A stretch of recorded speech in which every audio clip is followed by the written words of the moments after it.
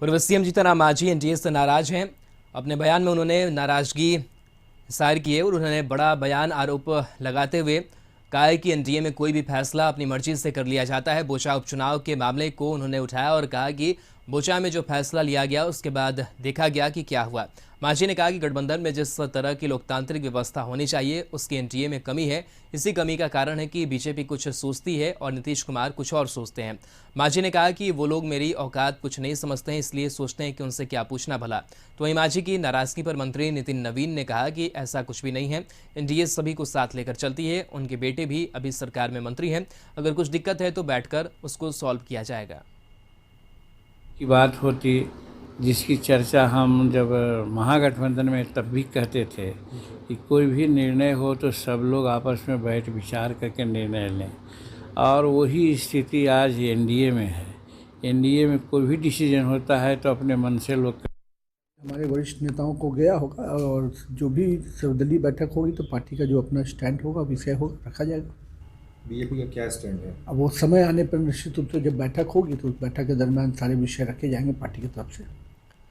राष्ट्रमंडल संसदीय संघ बिहार शाखा ने बिहार विधानसभा भवन शताब्दी साल और भारत अमृत महोत्सव के मौके पर पूर्णिया में बाल विवाह संसद का आयोजन किया। इस मौके पर बिहार विधानसभा के अध्यक्ष विजय कुमार सिन्हा मौजूद थे। वहीं पूर्णिया के विधायक विजय खेमका, बनमन के विधायक कृष्ण कुमार ऋषि, अमौर विधायक अख्तरुल इमान, बायसी विधायक रुकनुद्दीन, रुपौली विधायिका बीमा भारती भी मौजूद थे। इस कार्यक्रम में अलग अलग स्कूलों के बच्चों ने हिस्सा लिया। कार्यक्रम के दौरान प्रश्नकाल, शून्यकाल और ध्यानाकर्षण प्रस्ताव पर चर्चा की गई। इस मौके पर बिहार विधानसभा अध्यक्ष विजय कुमार सिन्हा ने कहा कि जिस तरह से विधायक सदन में जनता की समस्याओं को रखते हैं, उनके मुद्दों को उठाते हैं, उसी तरह से आज बच्चों ने पक्ष और प्रतिपक्ष के बीच अपने मुद्दे को रखा, जिससे बच्चों में सामाजिक सरोकार से जुड़े मुद्दे की जानकारी दी गई। वहीं स्पीकर विजय सिन्हा ने कहा कि यहाँ के बच्चे भी विधायकों के साथ विधानसभा का भ्रमण करेंगे और विधानसभा में उनका स्वागत किया जाएगा। संवेदनशीलता के साथ सदन के अंदर अपने प्रश्नों को पूछते हैं। जन समस्याओं को, जनता के विश्वास पर खरा उतरने के लिए, जन समस्याओं के निदान के लिए आज बच्चे भी बड़ी गंभीरता के साथ उन्होंने अपने प्रश्नों को, जन समस्याओं को रखा। और सबसे बड़ी चीज़ है कि हमारा एक नया बिहार के गौरवशाली गाथा को फिर से स्थापित करना, एक सामाजिक सद्भाव और सकारात्मक वातावरण बनाना और इनके मन के अंदर नकारात्मक विचारों से मुक्त कर करके एक नई पॉजिटिव एनर्जी पैदा करना, सकारात्मक भाव पैदा करना, ताकि ये समाज और राष्ट्र के हित में बेहतर काम कर सके।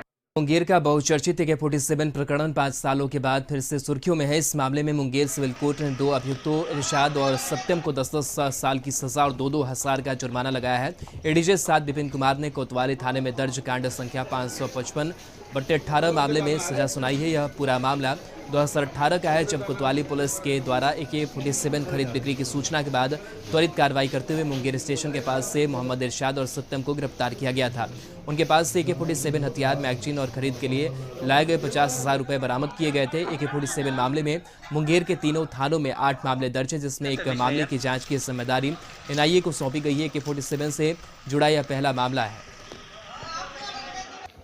47 का मामला था जिसमें मोहम्मद इरशाद के पास से बरामद हुआ था AK-47 और 4 मैगजीन वगैरह भी, और सत्यम कुमार वहाँ खरीदने के लिए गए थे, उनके पास से 50,000 रुपये बरामद किया गया। यही मामला है। तो इसमें मतलब कितनी सज़ा कितनी हुई इनको, क्या लास्ट? मैक्सिमम 10 साल है जी। 5 धारा है। 25(1)BA में 2 साल है, 2,000 रुपये फाइन। 25(1)A में 7 साल है, 2,000 रुपये फाइन। 25(1)AA में 10 ईयर्स, 2,000 रुपये फाइन। 26 सब क्लास 1 में 3 साल है, 2,000 रुपये फाइन। 26 सब क्लास 2 में 7 साल, 2,000 फाइन है। सभी सजाएं। बेतिया में भानु छापर थाना क्षेत्र के महेंद्र बैठा कॉलोनी में एक युवक ने पहले घर में घुसकर दंपति को हथियार के बल पर बंधक बना लिया। बाद में जानकारी के बाद पहुंचे भानु छापर ओपी प्रभारी संजीव कुमार को भी युवक ने बंधक बना लिया। दंपति के साथ आरोपी प्रभारी के बंधक बनने की खबर से पुलिस महकमे में हड़कंप मच गया।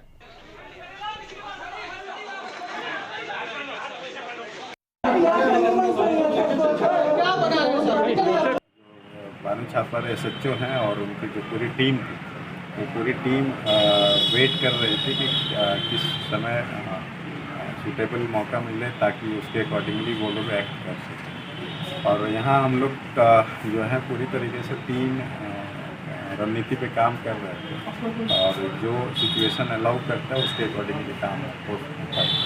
तो थैंक्स टू दैट टीम कि वो उन लोगों के द्वारा बहुत अच्छा काम करते हुए मौका मिलते ही उस क्रिमिनल को पकड़ लिया।